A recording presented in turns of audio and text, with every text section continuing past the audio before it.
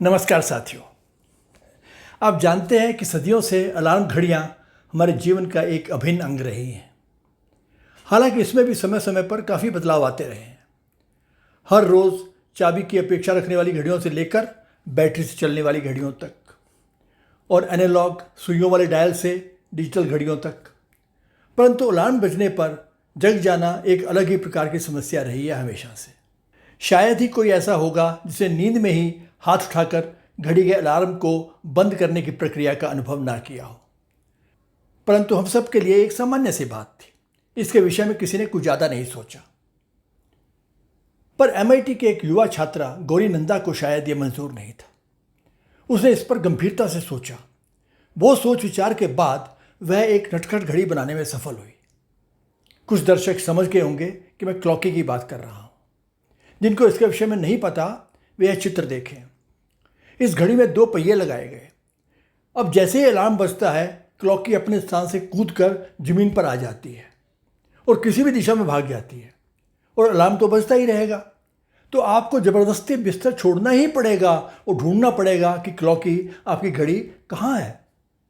तभी तो अलार्म बंद कर पाएंगे ना। और पूरी तरह से जाग जाने के लिए यह तो काफ़ी था। अब यह तो एक अच्छा खासा आविष्कार हो गया, सही मायनों में जिसे कहते हैं ना, रीइन्वेंटिंग द व्हील। परंतु गौरी यही नहीं रुकी।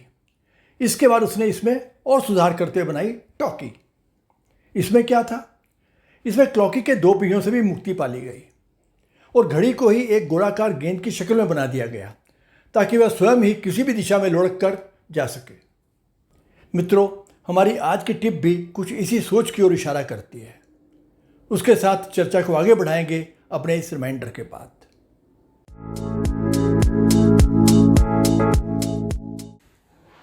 इस वीडियो को देखने के बाद आपको जाना होगा अपने नियमित टेम्पलेट पर।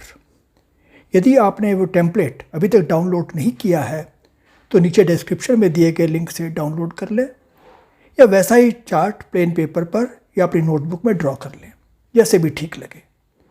पर आपकी यह यात्रा शुभ और सफल हो, इसके लिए यह एक आवश्यक कदम है। तो इस वीडियो को देखने के बाद आप करेंगे कुछ आत्मचिंतन, सेल्फ रिफ्लेक्शन, और आज की टिप पर आपकी अपनी क्या सोच है, आपकी क्या राय है, वो इस चार्ट में लिखना है ताकि आप आगे का प्लान बना सकें। प्लान में आपने टिप से आगे बढ़ते हुए उसे अपने एक्शन स्टेप्स में कन्वर्ट करना है। यह समझना भी आवश्यक है कि टिप तो एक होगा, परंतु उसके लिए उठाए गए कदम बहुत से हो सकते हैं।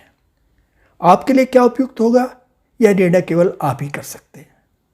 तो आपको क्लियरली लिखना है कि आप इस टिप को इम्प्लीमेंट करने के लिए क्या स्पेसिफिक कदम उठाएंगे। अगला स्टेप है आपका लक्ष्य, यानी टारगेट। आप यह कदम उठाकर कहाँ पहुँचने का लक्ष्य रखते हैं। कहने की आवश्यकता नहीं है कि यह माइलस्टोन बहुत क्लियर और स्पेसिफिक होना चाहिए। अब कहाँ पहुँचना है यह तो निश्चित हो गया, पर कब तक? यदि इसकी कोई तिथि नहीं होगी तो आपके टारगेट का कोई मतलब नहीं रह जाएगा। तो आपको एक निश्चित तारीख तय करनी होगी। और अंतिम सेक्शन है समीक्षा, रिव्यू और आगे की कार्रवाई। यह आपको भी नहीं भरना है। आप कुछ समय बाद यहाँ पर वापस आएंगे अपनी प्रगति देखने के लिए।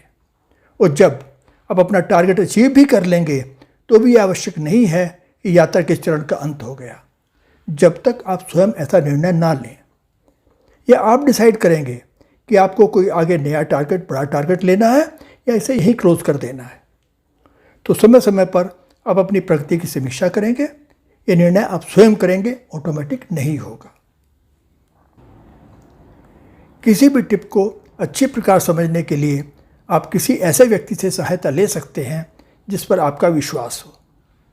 यदि यह संभव नहीं है तो भी चिंता की कोई बात नहीं। अपने प्रश्न, अपनी शंकाएं वीडियो के नीचे कमेंट सेक्शन में जाकर लिखिए निसंकोच। आप सभी के प्रश्नों का उत्तर देने की पूरी कोशिश की जाएगी। और यदि आपको लगता है कि कोई टिप आपके लिए एप्लीकेबल नहीं है या आप उस पर कोई विशेष योजना, कोई स्पेसिफिक प्लान बनाने की स्थिति में नहीं हैं, तो बस पहला सेक्शन इस टिप पर मेरी समझ और विचार में अपने विचार भरें और आगे बढ़ जाएं। क्योंकि हो सकता है यह टिप आपके लिए आज प्रासंगिक ना हो, परंतु भविष्य के गर्त में क्या छिपा है यह तो कोई नहीं जानता। वैसे भी अपनी यात्रा में अक्सर आपको पीछे मुड़कर देखना चाहिए और अपने पहले के कार्यों की समीक्षा करनी चाहिए और संशोधन करना चाहिए। इसलिए जरूरी है कि प्रति सप्ताह कम से कम अपनी समझ और विचारों को रिकॉर्ड करके ही आप आगे बढ़ें।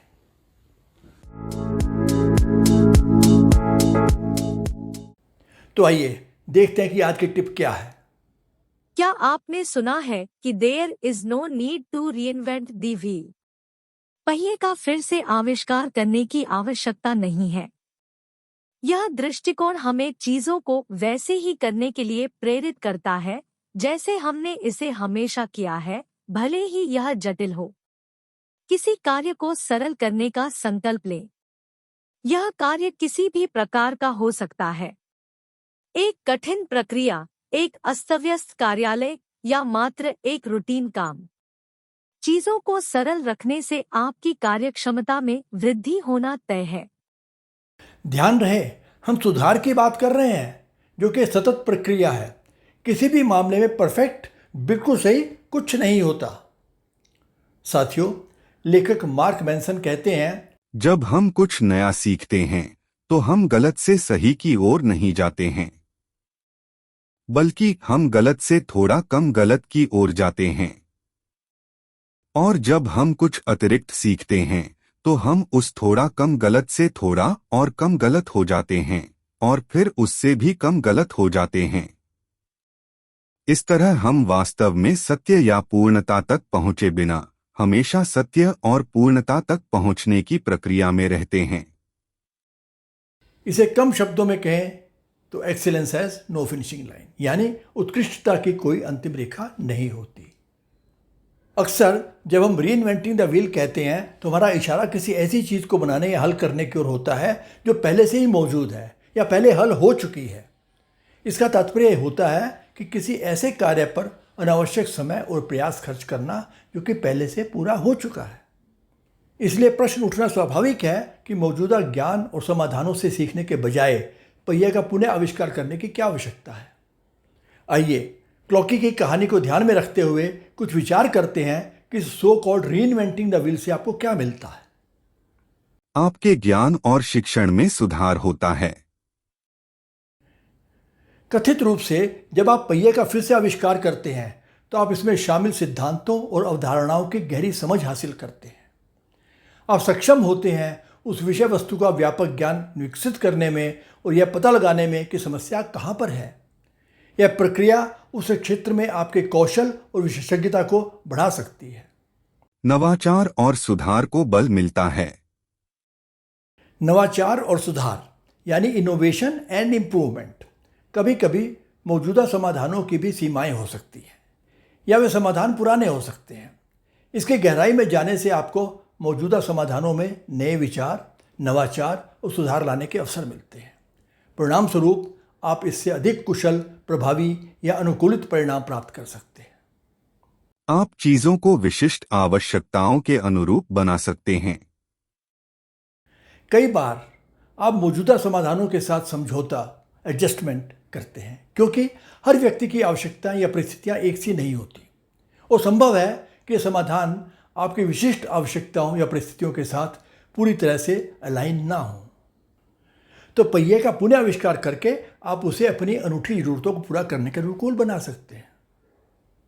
बौद्धिक जिज्ञासा और व्यक्तिगत विकास में सहायता मिलती है। कुछ व्यक्तियों के लिए शुरू से कुछ खोजने और बनाने की प्रक्रिया बौद्धिक रूप से प्रेरक और व्यक्तिगत रूप से संतोषदायक हो सकती है। यह उनकी जिज्ञासा को संतुष्ट करती है, रचनात्मकता को प्रोत्साहित करती है और उनके व्यक्तिगत विकास को बढ़ावा देती है। सचमुच सफलता प्राप्त करने के लिए हमेशा नए और प्रभावी तरीकों की खोज करना महत्वपूर्ण है। तो अब आपके लिए कुछ ऐसे विचार जो आपको इस मंथन में सहायता कर सकते हैं। सबसे पहले, मौजूदा स्थिति को समझें। जिस चीज को, जिस अवधारणा को आप दोबारा बनाना चाहते हैं उसे भली प्रकार समझें। उसकी वर्तमान स्थिति पर गहन शोध और समझ से शुरुआत करें। अध्ययन करें इसके इतिहास का, कार्यप्रणाली का, ताकत और कमजोरियों का। और इस क्षेत्र में किए गए किसी भी मौजूदा इनोवेशन और इम्प्रूवमेंट का। उद्देश्य और लक्ष्य को पहचानें। अपने उद्देश्य और लक्ष्य को स्पष्ट रूप से परिभाषित करें। अपने आप से पूछें कि आप क्या विशिष्ट सुधार या परिवर्तन प्राप्त करना चाहते हैं। वह समस्या स्पष्ट रूप से निर्धारित करें जिसे आप हल करने का प्रयास कर रहे हैं या जो लाभ आप प्राप्त करना चाहते हैं।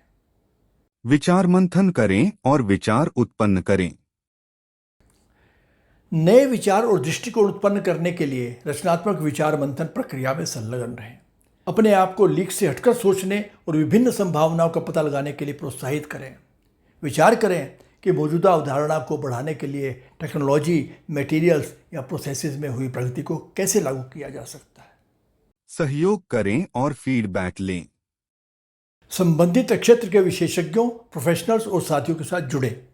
अपने विचार साझा करें, उनकी प्रतिक्रिया लें और उनके अनुभव और विशेषज्ञता से लाभ उठाएं। आपसी सहयोग से आपको अपने कॉन्सेप्ट्स को वैलिडेट करने में मदद मिलती है और इसके अतिरिक्त आपको नए दृष्टिकोण मिलते हैं। अनुसंधान और प्रयोग का संचालन करें।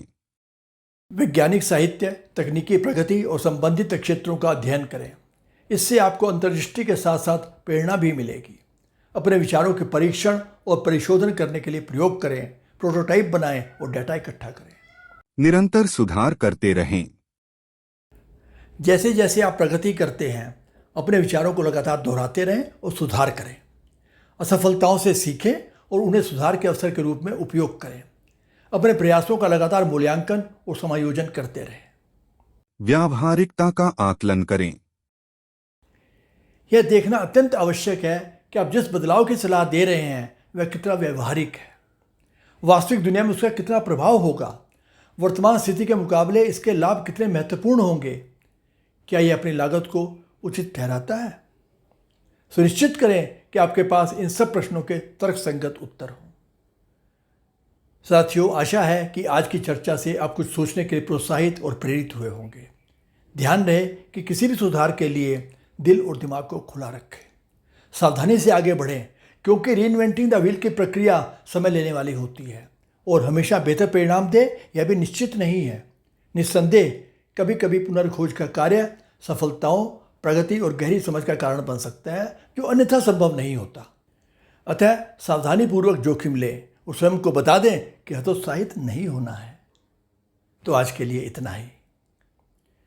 आपसे अनुरोध है कि इस वीडियो को लाइक करें, अधिक से अधिक शेयर करें और चैनल को सब्सक्राइब अवश्य करें। अब आपसे मुलाकात होगी अगले शनिवार एक नई टिप के साथ। तब तक के लिए नमस्कार।